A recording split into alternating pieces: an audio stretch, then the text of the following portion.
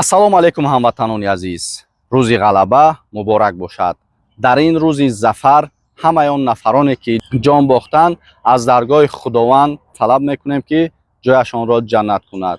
камтара кам бошад дар бораи 9 май яъне ки рӯзи ғалаба ба шумо маълумот медиҳам.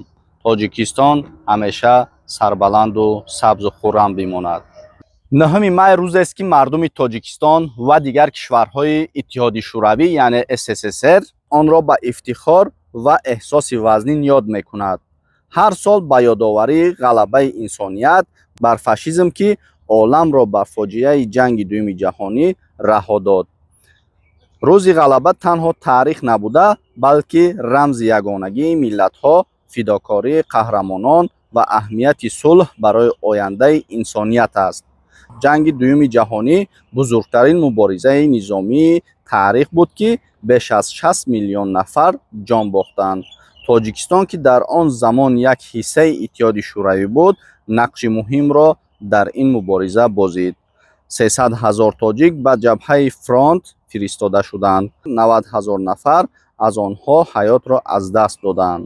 50 000 нафар ҷароҳат гирифтанд ё маъюб шуданд. тоҷикистон ҳамеша сарбаланду сабзу хуррам бимонад. меҳмони канали мо бошед, ҳатман обуна шавед. зиндаву саломат бошед.